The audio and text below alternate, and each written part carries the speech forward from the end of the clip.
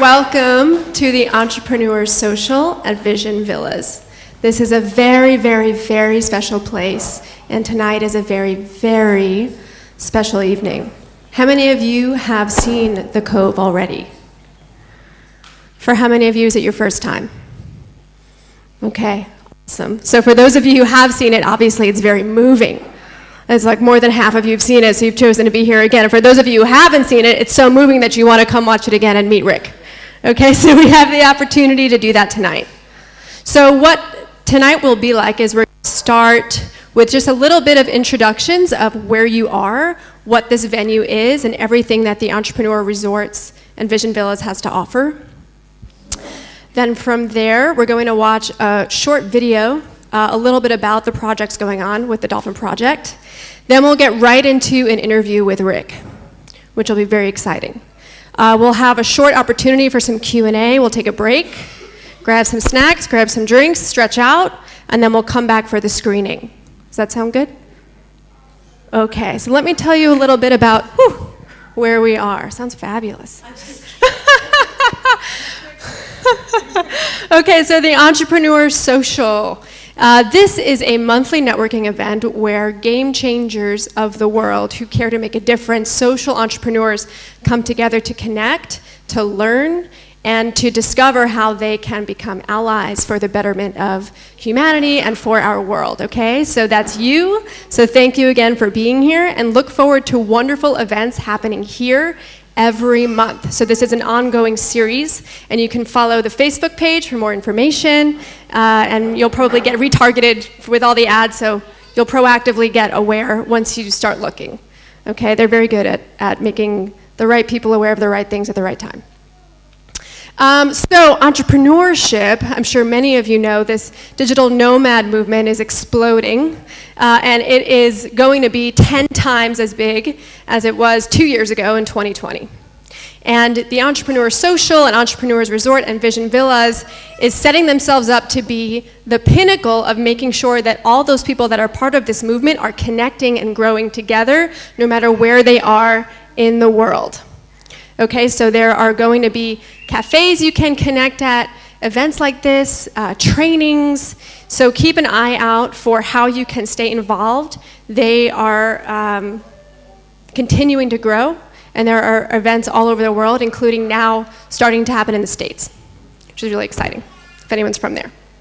And all of the missions and projects and initiatives that happen here are coordinated with the United Nations Sustainable Development Goals. How many of you are familiar with the SDGs? Cool. So there are 17. There are things like no poverty, clean water, justice systems, and I remember thinking, how can I make the biggest difference in the world? What really matters?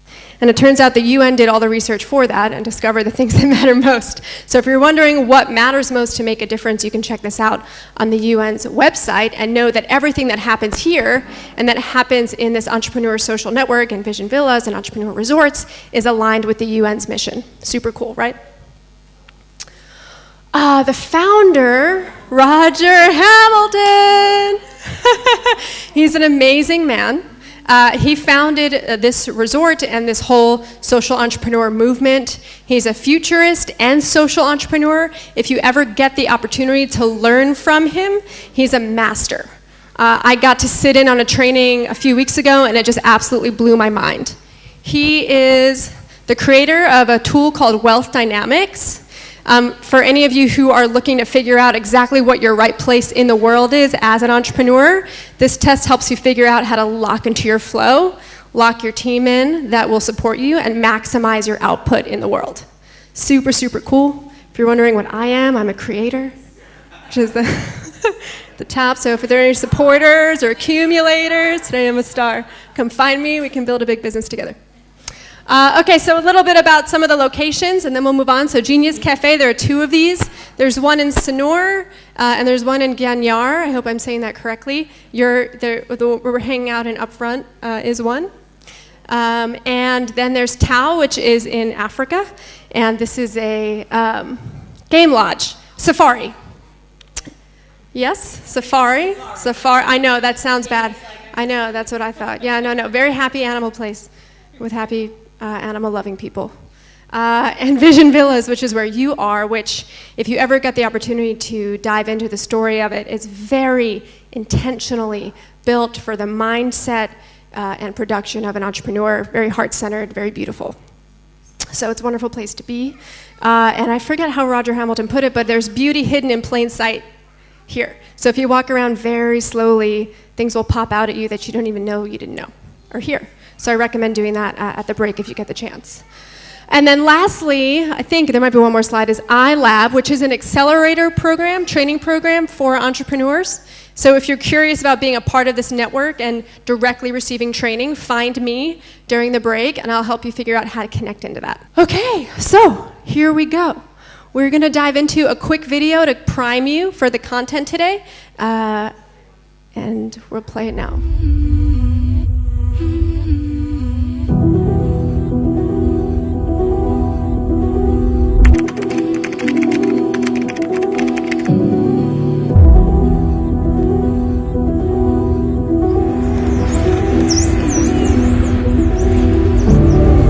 Pemirsa, tewasnya lumba-lumba di Hotel Melka di Desa Kalibukbu, Kecamatan Buleleng, Bali. Ya, atas menolak Dolphin bersama relawan Jakarta Animal and Wildlife usai Buleleng menuju lokasi konservasi di Sanur Denpasar Selasa malam kemarin.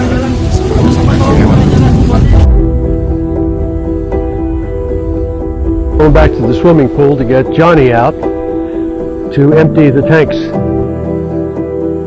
This is Johnny here. We're now going to empty his tank, put him in the truck, take him to the ocean.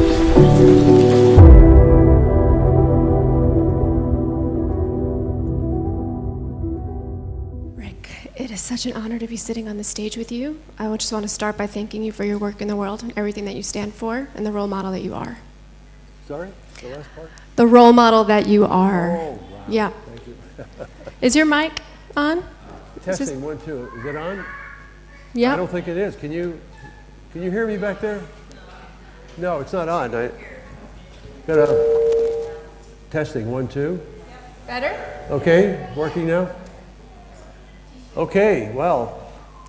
So Johnny actually didn't get out of the swimming pool. We're going back next week and get him. Okay. All right, let's hear it for Johnny next week. Still on the move. Okay, so Rick, you got your start training dolphins with Flipper. Yeah. Right? How did that happen? How did you get to that place? Well, I went to work at the Miami Seaquarium when I got out of the Navy. Well, let me back up. I joined the Navy, and when you go in the Navy, you go through 8 weeks of boot camp, and when that's over with, you have a 14-day leave before you're shipped out to sea. And during that 14 days, I went to the Miami Seaquarium with my family, and that was opening day. It was Christmas Day, 1955. Wow. It wasn't a multi-billion-dollar industry. In fact, that was only the 3rd dolphinarium in the world. And I remember standing in front of the main tank. It was a 500,000-gallon tank, and it was the biggest one in the world then. Today it's substandard. But I remember looking into the glass window with my nose pressed up to it, and it was surreal. I could see underwater for the first time 500-pound grouper and giant sea turtles and sawfish slithering on the bottom, and dolphins flying all over the tank. And there was a guy walking around the bottom of the tank in a canvas suit and a helmet, kind of in slow motion because he was underwater and air bubbles streaming to the surface. And I said, when I get out of the Navy, I'm going to come back and get that guy's job. 5 years later, I did that. Wow. That's how I got started. Wow. Can you describe for us what it was like to connect with Kathy?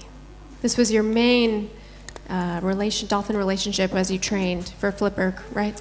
Yes, Kathy was the one that was used in the Flipper TV series. Most people here are probably too young to, you do. Okay. Well, there's a who knows what Flipper is? Who has seen Flipper? This guy, okay. Okay, so he had a very close relationship as he trained all the dolphins that you see on that show, and one in particular was Kathy. Well, Kathy was the one who was used for 90% of the TV series, and the one I thought of as Flipper. And I lived with those dolphins, literally lived with them for about 7 years in the house that you saw that was the main set. There was a house on the waterfront. It was actually a saltwater lake, and I lived in that house. And so you become very bonded with them it's not an 8 to 5 job, it's 24/7 for 7 years. And so we became very close. Was there a moment where you felt like you and her connected? Like when you first got her, when you were first with her, was there a connection right away, or did it take some time? It took time, yeah, it took time because I had just gotten out of the military. I was in the Navy for 5 years. I joined at a very young age, and you are brainwashed in the military to take orders and don't question authority. So I never questioned what I was doing. It took a while before it sunk in that there's something wrong with this picture, and before you realize dolphins don't belong in captivity. But I didn't do anything about it until Kathy died. And then what happened? Well, yeah, I just was going to free every dolphin I could find. And we were in Miami, Florida, where the Miami Seaquarium was. And the first dolphins I thought of were 7 that we captured for the Lerner Marine Laboratory in Bimini, in the island of Bimini. And I went there to try and free them. There was only one left. His name was Charlie Brown. And I was arrested and put in jail. That was Earth Day, 1970. I became an activist on that day. An activist. So how many times have you been in jail? Oh, God. That's a question we all want to know. This year? I don't know. But I must tell you, any time I was arrested, it was by my own design, civil disobedience, to bring attention to an issue. Except for the last time I was arrested, which was just a few years ago as I was going into Tokyo airport. Immigration put me in jail for 3 weeks, and we filed a lawsuit because I didn't break any laws. The result of that lawsuit has already been established, and the Japanese government will announce that decision on October 13th at 2:30 exactly in the afternoon. They're very precise, you know. So I might be able to go back this year to Japan, yeah. Amazing. And for those of you who haven't seen The Cove yet, yep, round of applause.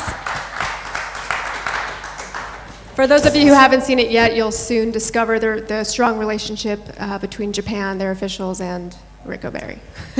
Okay, so tell us a bit about the Dolphin Project. When was it born? It was born Earth Day 1970 in the Bimini jail. It wasn't incorporated until a few years later. I was in a boat in Biscayne Bay with Stephen Stills, Crosby, Stills, Nash, and Fred Neal, one of his mentors, and we decided to get incorporated, and we did, and we've been doing this work ever since. And how big is the team now? Oh, it's still very small. We're still grassroots. We want to keep it that way. We don't want to be a big corporate, animal welfare industry. We want people like FEMCA and grassroots people. That's what we do. If we get any money, we spend it all right then doing the work. We're not and so we like it that way. And what are some of the exciting projects you're working on now with the Dolphin Project? Right now we're working here in Bali. You saw the Melka Hotel. That's what we're dealing with. We'll have 4 dolphins in our care. We were able to move 2 of them out of the swimming pool. Rambo, I call him Rainbow, and Shiny Rocky. Spirit. Well, I asked the trainer what's the dolphin's name, and she said Rambo, but her English wasn't, I thought she said Rainbow. So I called him Rainbow for about a week before I realized everybody else was calling him Rambo. Which is, there's something undignified about a dolphin being called Rambo and Rocky. Yeah. So I just keep calling him Rainbow. Okay, love it. So when a dolphin is rescued, do you think they have a sense that they're about to be freed? Is there some sort of, yeah? No, they don't know what's going to happen to them. It's very stressful to be captured. You have to capture them from the swimming pool. They don't know what's going to happen to them. They're put into a stretcher and they're carried into a truck, put into a box and driven over the mountains to Sanur. When they're placed into natural sea water, that's when the change happens. That's the only time the healing process can happen because they're now experiencing the natural rhythms of the sea and the tide and the current and the sound of the sea, the shrimp on the bottom and whatever the sounds are. These are sound-oriented creatures.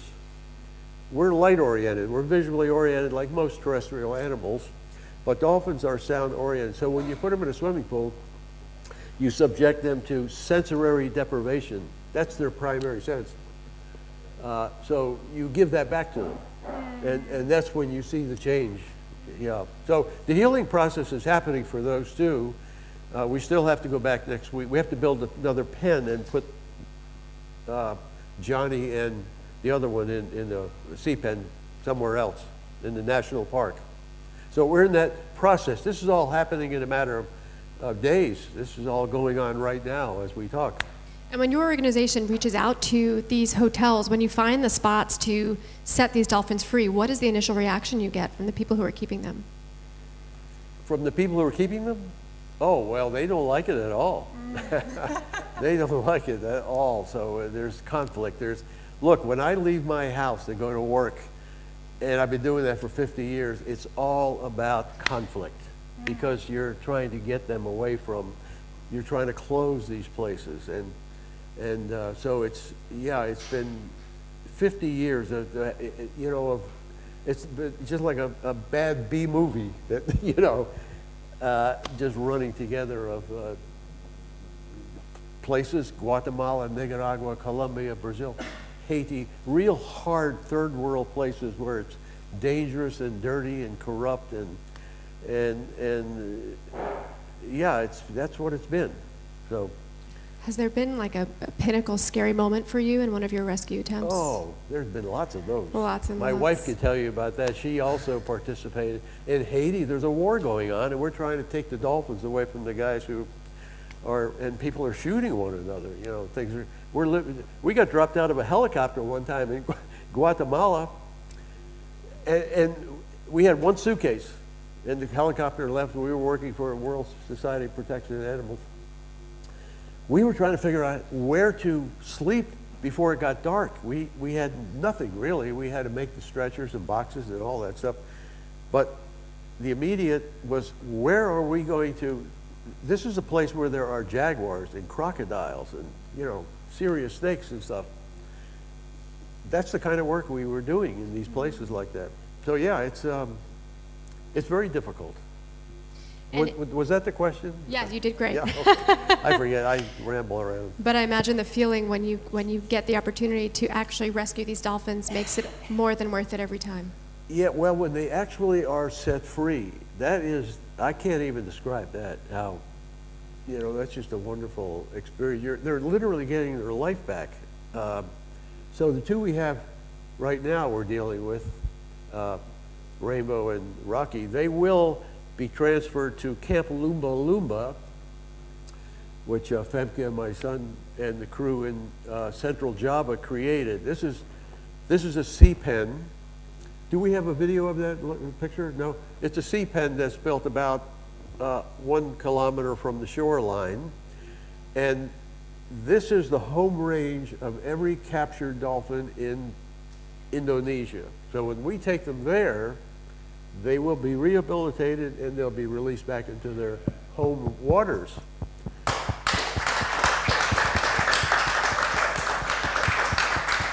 Amazing. Not all of them can do that. The other two at the hotel that are still there cannot be released. One of them is totally blind, the other has no teeth. You can't catch fish without teeth. So we're going to have to build a sanctuary. There are no sanctuaries anywhere. This is going to be a special needs sanctuary. My wife and I, Helena, we're trying to figure out today, what is this called? It's not a sanctuary like we have in Crete. We're trying to build a sanctuary that is huge. It's a fjord. It's big. I mean, really bigger than the grounds here. That's a sanctuary where they can roam freely and they don't even know they're in captivity. But the two that are in the swimming pool, that is too big for them, for a dolphin that's blind and one that has no teeth. They need a space about the size of this room where they can get special care, because many times you have to take them out of the water for ultrasound, you have to tube them with liquids, and so we have to create that. Thank you. Thank you yeah. for doing that. So, in preparing everyone for the documentary that we'll be watching, can you tell us a little bit about that time in your life, where you were internally, and how it all came to be? Yeah, I was working in Taiji, Helena and I in Taiji, Japan. What goes on there is indescribable. It is so over the top in terms of extreme cruelty. And we were trying to figure out how to stop this. We thought, well, maybe if we could just get the media to come from Tokyo. So we made a DVD called Welcome to Taiji, showing the most graphic things that happened there. Not for public consumption, but for journalists. And we distributed it everywhere. We couldn't get anybody interested in Japan. But I got a phone call from a guy in California. Louis Sahoyas was his name. He identified himself, Louis Sahoyas. He said, I saw your DVD. We're making a TV series like the old Jacques Cousteau series, and we'd like to feature you in the first one, and can we follow you around with a camera? I said, sure, that's why we did it. But I'm going tomorrow, going back there tomorrow. And he said, well, I'll meet you there. And then I didn't learn for a couple of years, several years later after we made the movie. We were at a press conference in Paris with Luc Besson, and he was telling the story. When he hung up the phone talking to me, he went out and took a 3-day crash course on how to make a movie. Wow. He'd never made a movie before.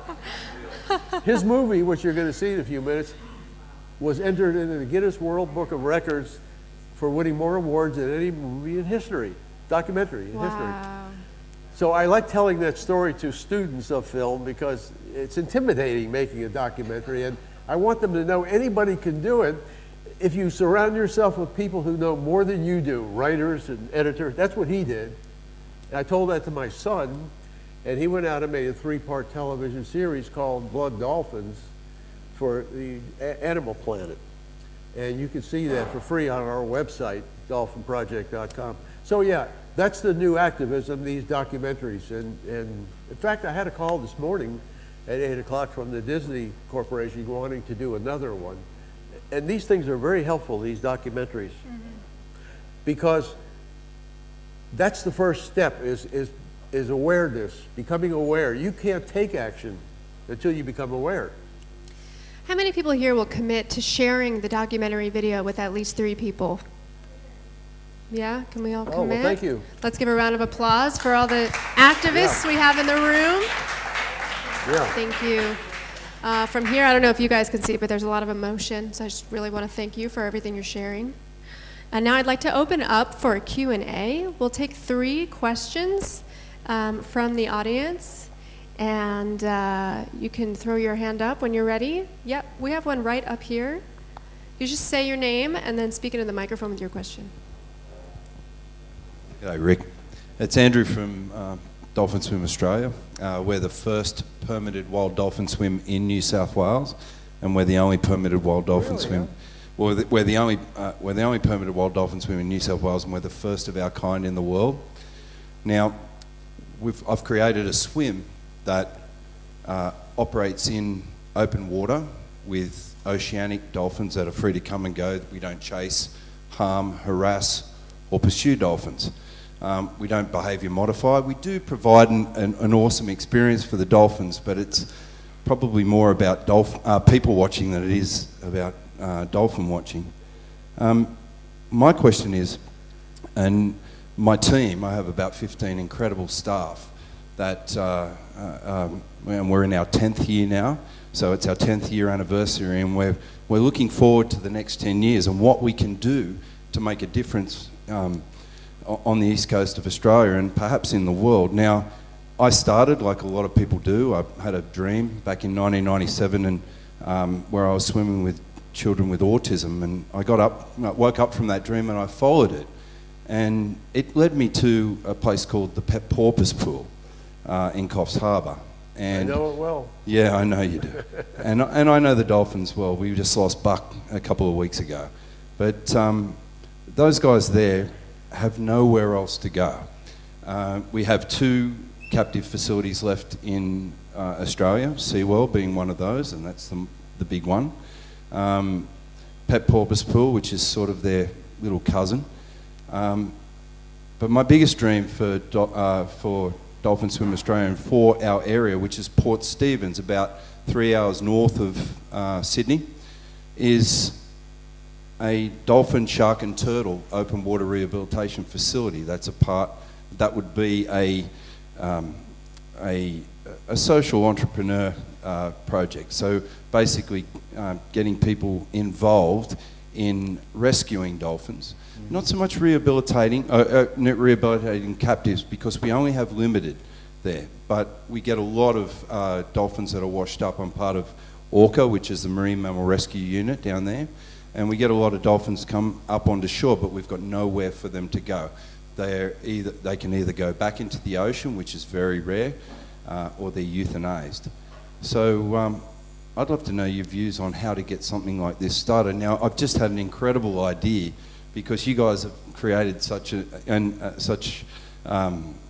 you've created the possibility for that to happen in a short period of time. So I've got I'd really like to know what you think it would take to get something like that happening in our area. Well, we're doing the same thing here. We're looking for a place. That's the first step, is to find the location that works, where you can build a large sea pen. The best place, the easiest place, is if you have a big cove. Then you only have to run a fence across the mouth of it. But if you don't have that, there are floating sea pens. There's one we saw 2 days ago on, what's the name of the island, Penel? Oh, is that it? No, well, it's kind of like that, but there are floating sea pens, and there's Quicksilver has one, very large one, much bigger than this room. There's different ways of doing it. It's finding the right location. You're talking about Nambucca, probably, that area? No, we're talking Port Stephens, and there is a challenge there because it's a marine park. So, and we have seagrass areas, and anything in the marine park is really difficult to get anything permanent.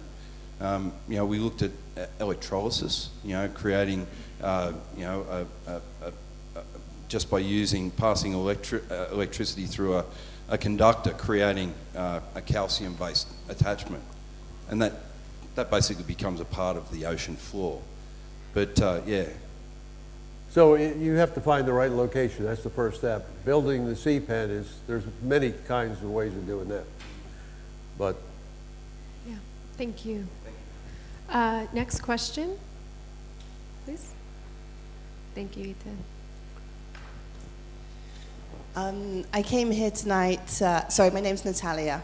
I came here tonight wondering if I can bring a piece of the puzzle to this. And it's really fascinating to hear you both identify the need to create these sea pens. My company has the exclusive rights to a private archipelago in East Indonesia opposite Raja Ampat. Where is it? It's opposite Raja Ampat in North Maluku, Maluku Utara. And we have 108 islands. Is it in Bali? No, it's not in Bali. East Indonesia. We have to stay in Bali for this particular project, but maybe there's something there that we, I think it's worth us all having a conversation together. Yeah. We have 14 species, different species of dolphin, wild dolphin around the islands. We were just out with minke whales and pilot whales recently. It's a beautiful haven, and we have the rights to manage the marine protected area, which is 180,000 hectares of protected sea space around the island. So let's talk and find out if there are things that we can do together. please talk to Femke. Stay in touch with her. She's the one who We makes have a everything round happen. of applause for connections happening right now. Thank you. Thank you very much for that. And yeah, stay in touch with Femke. I'm really here to support the Indonesians who are doing this project. There's an Indonesian project, and I'm trying to kind of stay in the background if I can, and they have to do it. Femke looks like she's from Holland, but actually she's hardwired as a Indonesian. She's fluent in the language, so she is one of them. And we have She's time the leader. Sorry. Time for just one more. Is there a final question? Yeah.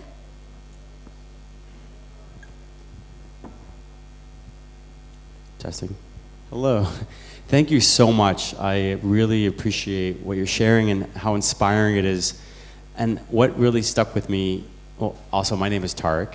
What really stuck with me is that when you said early on in your journey how you thought one way, but then you said you thought you were brainwashed, and then you realized that through seeing something, through experiencing something, you changed the way you thought. I lead something called Nomads Giving Back, and our vision is to inspire people to give back to the communities where they're traveling and living. And what I'm finding most challenging is how do you help people through their process of changing the way they think? That's the hardest thing to do, and I was curious what advice you might have from your personal journey, from all your activism. What can we do to help inspire change? I don't know. I tell you, I just put one foot and step in front of the other, and I don't know what I'm doing really. It looks like I'm some kind of authority here, but I don't know. I only know what I did, what I do, and what I did, and I find that the best way to bring about change for the common good is by example. I can say that's more philosophical. But I'm not the one to advise anybody else. I would not advise anybody to do the things I've done for the last 50 years. I've tried real hard not to get for my son not to follow in my footsteps. I promised his mother I wouldn't do that. And I tried real hard to make sure he didn't do that, but he's doing it anyhow. He's running the Dolphin project at this point. So I don't know how to answer your question.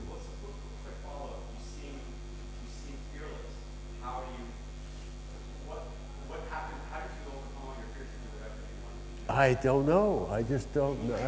I can't. I don't know. What's your secret? I just react. It's at first when I first started doing this 50 years ago, I was coming from a place of guilt, obviously. But it's been so long now that that's not true anymore. Now it's kind of like breathing. I don't even think about it. The phone rings and she called and I go there, or somebody else calls and I'm over there. And I can't. My son says my dad doesn't know how to say no, So, but I wouldn't advise anybody to do the things I've done. True hero, leading by example. I think I could take a page out of that book. Who here wants to lead by example as well? Awesome. Well, let's give Rick a round of applause, not just for today, but for all of his work in the world. I would like for Femke to say a few words because... Oh, we're going to watch the video? Okay, let's see what's happening. Oh, so this is important because you see, this is Rambo right here. Now you see, he's eating live whole fish. He hasn't done that in 15 years. For 15 years, that's the first time actually. For 15 years, he was eating about 6 kilos of fish a day. 7 times a day, he was fed to accommodate the tourists who got in the water with him in the pool. As soon as we started giving him whole fish, he would not accept any more small pieces. In this video that Femke shot, you'll see him actually knocking the small piece of fish away from him. See, watch this. He doesn't want it. This is the healing process right here. He's like, stop that remembering, noise. oh yeah, whole fish. So that's how it happened. And he's experiencing the natural rhythms of the sea.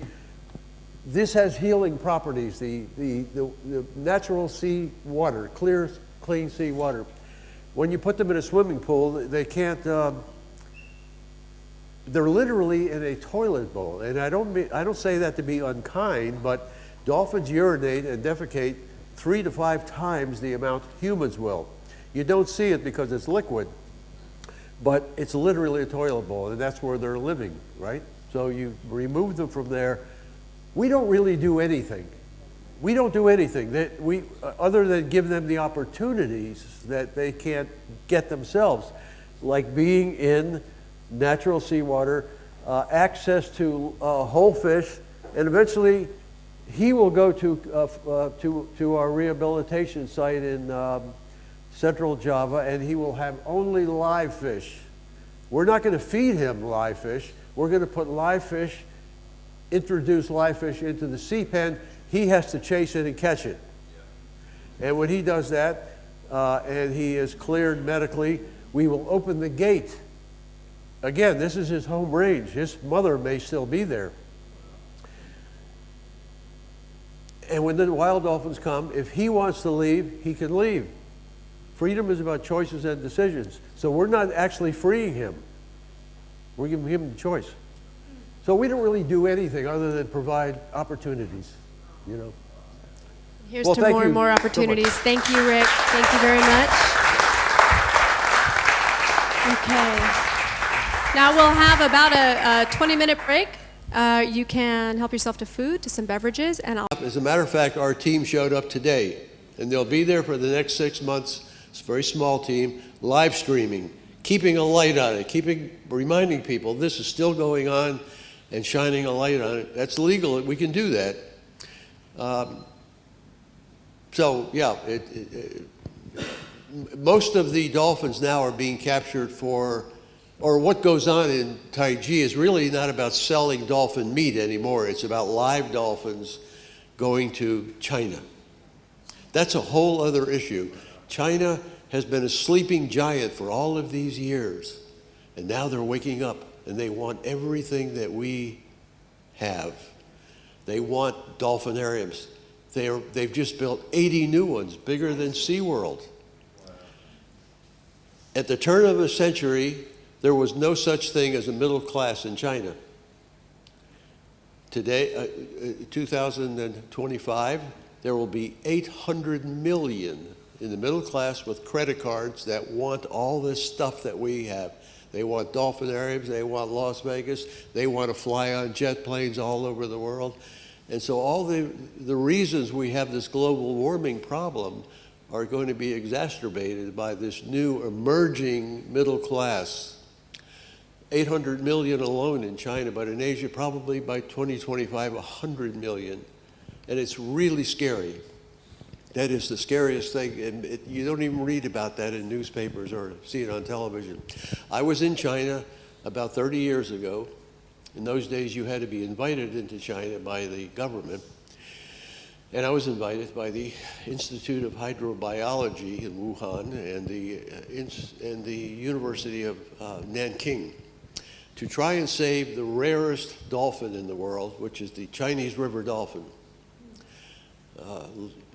Lepodes vexillifer is the scientific name for the river dolphin. And in those days, there were about 300 of them left. And we were trying to, we had 3 of them. We were trying to breed them and thinking, well, I was helping out. I wasn't doing it, but I was asked to come and help capture them and put them in captivity and breed them and so forth. And when the numbers get that low, it's impossible. And they are extinct today. They're gone. But my point is, I remember riding in the back seat of a car with Dr. Zhou Kaya, who was the world's authority on the river dolphins. And I remember, and we were in a car, we were in the only car. You look out, and there were some windows, cotton shades, cotton curtains in the window. I look out the curtain, and there were millions of people on bicycles and wearing Chinese Mao clothing. They didn't wear Western clothing. And I remember him telling me, he said, you know, I have a watch. He showed me his watch. He said, I have a watch and I have a bicycle. He's the dean of the university. That's all he had. He said, I have that. But what I really want is a refrigerator. And he said, but I know if if everybody in China gets a refrigerator, and at that point there were 120 million people in China. No, 120. I forgot the numbers, but we had 200 million in America. They had that plus a billion. I remember that. That number's doubled since then. But I remember him telling me that really registered with me, because he said if we ever get and nobody had cars. Nobody had cars in those days. They were on bicycles. And if I ever get a refrigerator, if everybody gets a refrigerator, the ozone layer can't handle it. We're doomed. Well, I was back there recently. 30 years later, I was on a book tour. I've got a book out in Chinese. Everybody's got a car and a refrigerator and all this stuff. And they got credit cards. And they're flying all over the world. They're building airports and cities for them.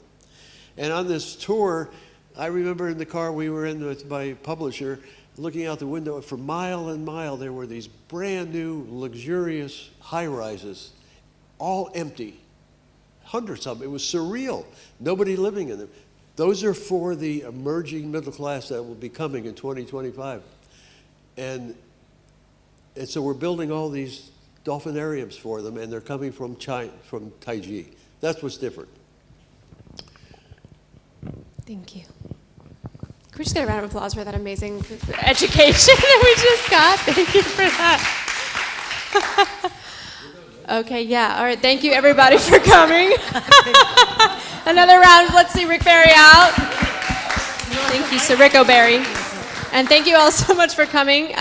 Keep in touch with Vision Villas. There will be an entrepreneur social here every month. Lovely to have